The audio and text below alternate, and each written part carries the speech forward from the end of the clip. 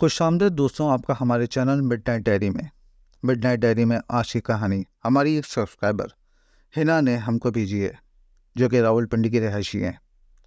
दोस्तों, ये कहानी नहीं बल्कि एक ऐसा सच्चा वाक़या है जो कि खुद हिना के साथ पेश आया, और इस वाक़े को हिना शायद ज़िंदगी भर ना भुला पाए। अगर दोस्तों आप भी अपनी कोई कहानी या वाक़े को हमारे साथ शेयर करना चाहते हैं तो वीडियो के डिस्क्रिप्शन में हमारी ईमेल आईडी है, जिसके थ्रू आप अपनी कहानी हम तक सेंड कर सकते हैं। तो चलें दोस्तों, कहानी की तरफ आगे बढ़ते हैं। ये कहानी लाहौर के मशहूर इलाके गुलबर्ग की है। गुलबर्ग का इलाका बुनियादी तौर पर अपनी पुरतश आला दर्जे की रिहायशी और तिजारती सरगर्मियों के लिए जाना जाता है। इस मशहूर रिहायशी इलाके में मुतअद्दिद कारोबारी मराकज़, जदीद शॉपिंग मॉल्स, मुख्तलिफ खाने पेश करने वाले रेस्टोरेंट, स्पोर्ट्स कॉम्प्लेक्स, तालीमी इदारे और हॉस्पिटल मौजूद हैं। ब्लू स्टार गर्ल्स हॉस्टल भी गुलबर्ग पे मौजूद है। बाहर से देखने में तो एक आम सी बिल्डिंग लगती है, लेकिन अंदर का माहौल अजीब व गरीब है।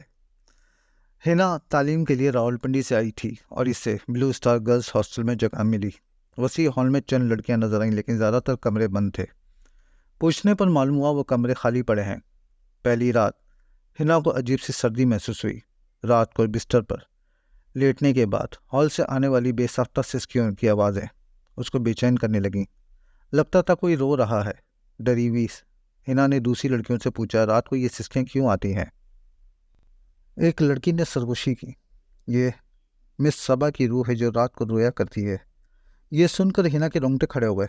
लड़की ने बताया, मिस सबा एक अमीर औरत थी जिन्होंने ये हॉस्टल लड़कियों की रिहाइश के लिए बनवाया था, लेकिन इफ्तिताह से पहले ही इनका इंतकाल हो गया। कुछ दिनों बाद हिना ने देखा कि कमरे का दरवाज़ा खुला है। झांक कर देखा, अंदर का सामान इसी तरह पड़ा था जैसे मिस सबा का खुद का कमरा हो। बहुत पुरतैश कमरा था, सजा हुआ था। अचानक एक पुरानी सी गुड़िया अलमारी से गिर गई।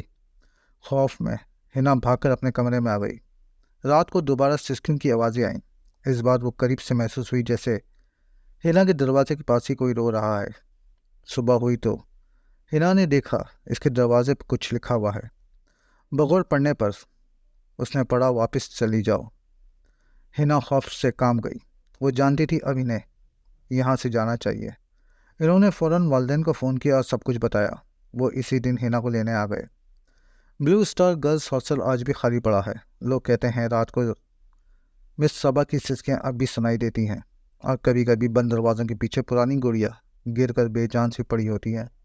कुछ का कहना है कि ये बेजान सी गुड़िया ही रोती है, जो कि मिस सबा की थी।